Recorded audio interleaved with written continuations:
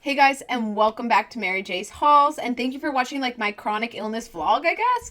And it didn't really start out like that. I was just searching for a cure for one of my autoimmune diseases, which spiraled into a whole nother realm of their own as I have gained so much knowledge about taking things outside of the doctor's office when they usually just hand me a prescription to say, it's an unknown autoimmune disorder, and just keep taking this highly toxic medication, which has several repercussions on my liver, and now I am working to solve my liver damage caused by my doctors. Lovely, lovely, lovely.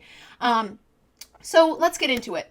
What is mold toxicity and what are the side effects? So many people that don't know they have this really do have it. So if you experience a lot of different things in your body that don't feel right and you just say like, this is not normal, then you could be suffering from mold toxicity, and it can be really hidden. So mold toxicity can happen from a plethora of different things. Being around mold, eating too many mushrooms, having black mold growing, being in a building that had water damage. And it could have been water damage in the past, but it is still growing mold through the walls. It could be liquid in the carpet that's growing mold. So sometimes this mold isn't visible. And guys, I've put out a video talking about how to treat mold toxicity. It's a multiple step program and it is all natural, and I have been doing it myself, so don't think I'm just doing this blindly. But the repercussions of that, there are so many immense benefits. Even if you don't have mold toxicity, you should go ahead and watch that video because the medications that I listed there, the natural supplements, are immensely helpful, and a lot of people do not know of these things. Some of them I had never heard of before researching them, but now I am full in force into my gut health because this stems from the gut, guys.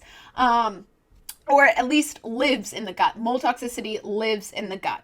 So one of the biggest factors of mold toxicity, and I will list a test below too, guys, that you can click the link and buy the test. It's an at-home test. It's a dry urine test. It's really great. It shows you all the different strains of mold that you have in your body and at what levels, and if they're at dangerous levels. Even if you have your test comes back and it says low levels, you might as well go ahead and start buying some of the products that I've listed in my last video. I will put it somewhere in here. I never know what's going to turn out right. So it's going to be on one side.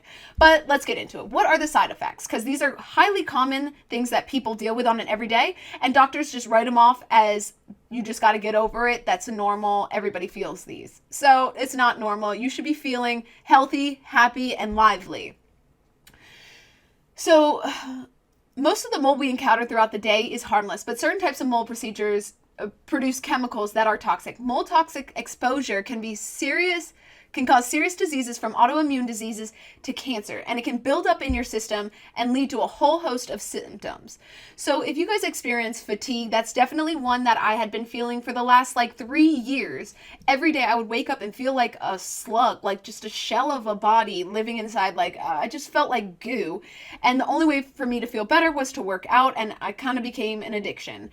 But as I'm working through it, I feel myself literally feeling more alive each day, and it's making me want to work out less, but I'm sticking with it, guys. So if you're feeling a chronic burning in the throat or nasal passages, coughing, wheezing, shortness of breath, loss of balance or vertigo, depression or anxiety, yes, it can affect your mood and your psychosis, and the medications that doctors might give you also will affect those things too, as I got super depressed, super high anxiety from the medications my doctors were giving me, and they did not validate that mold toxicity was a real thing. They kept saying it's not a real thing. It is a real thing, and it affects way more people than you know.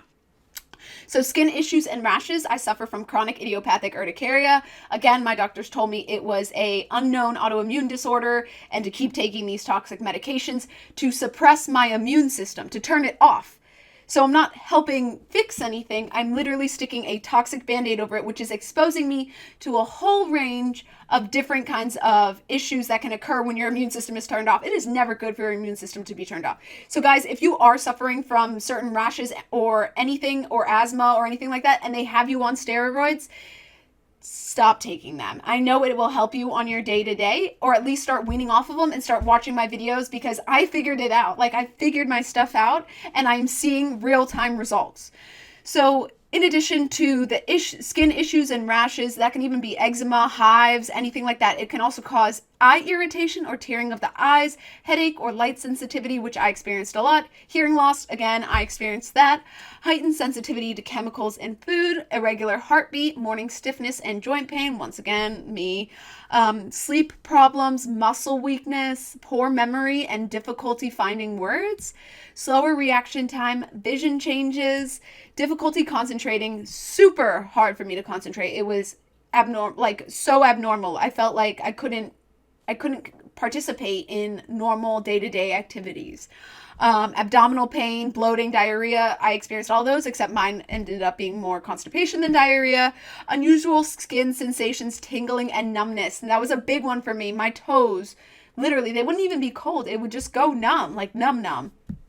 Increased urinary frequency or increased thirst, disorientation and dizziness, static shocks, and metallic taste in the mouth.